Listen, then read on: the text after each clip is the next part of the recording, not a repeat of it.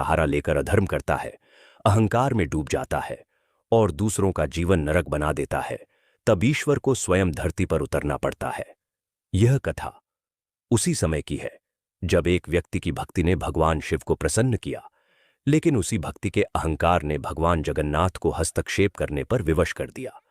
अगर आप सच में भगवान जगन्नाथ के भक्त हैं तो इस वीडियो को पूरा देखिए, क्योंकि भगवान की चीजों को आधा नहीं छोड़ा जाता। इसे पूरा देखिए और पुण्य कमाइए। और अगर आप भक्ति के इस कार्य में हाथ बटाना चाहते हैं तो इसे शेयर कीजिए और चैनल को सब्सक्राइब कीजिए। उड़ीसा के एक पवित्र नगर के बाहरी छोर पर एक बड़ा बाजार था। उस बाजार में सबसे बड़ी और सबसे चमकदार दुकान थी। कपड़े, अनाज, सोना, चांदी, सब कुछ मिलता था। उस दुकान का मालिक था भैरव सेठ। धन, प्रतिष्ठा और सत्ता तीनों उसके पास थे, लेकिन जो नहीं था वह था करुणा। उसका स्वभाव कठोर था, वाणी कटु थी और आंखों में हर समय दूसरों को नीचा दिखाने की आग जलती रहती थी। वह न अपने कर्मचारियों को इंसान समझता था, न अपने परिवार को। विडंबना यह थी कि भैरव सेठ का पूरा परिवार, उसकी पत्नी, मां, बच्चे, सब भगवान जगन्नाथ के परम भक्त थे। सुबह शाम मंदिर जाना, दीप जलाना, अन्नदान करना, गरीबों की सहायता करना, यह सब उनके जीवन का हिस्सा था। लेकिन भैरव सेठ इन सब बातों से चिढ़ता था।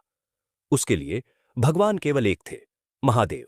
वह कहता, शिव ही सत्य है, शिव ही शक्ति है, बाकी सब ढोंग है। और इस विश्वास के साथ उसके भीतर एक अजीब सा अहंकार पल रहा था, मानो भगवान शिव केवल उसी के हों। वह रोज शिवलिंग पर दूध चढ़ाता, बेलपत्र अर्पित करता और फिर दुकान पर जाकर लोगों को ठगता, दाम बढ़ाता, मजदूरों को पीटता और घर आकर पत्नी को ताने मारता। उसकी पत्नी चुप रहती, क्योंकि उसे विश्वास था भगवान जगन्नाथ सब देख रहे हैं। पर भैरव सेठ यही कहता, देखते हैं तुम्हारे जगन्नाथ क्या कर लेंगे। समय बीतता गया। भैरव सेठ की दुकान दिन दूनी रात चौगुनी बढ़ने लगी। जो ग्राहक पहले छोटी छोटी दुकानों से सामान लेते थे, अब सब उसके पास आने लगे।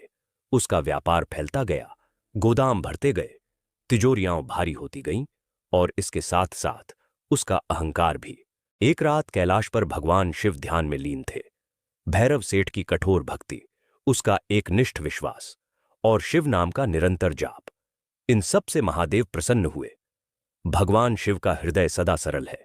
वे अपने भक्त का पाप नहीं देखते, केवल उसकी भावना देखते हैं। उसी क्षण उन्होंने निश्चय किया, मैं अपने भक्त की सहायता करूंगा। अगले ही दिन से बाजार में एक विचित्र बालक दिखाई देने लगा।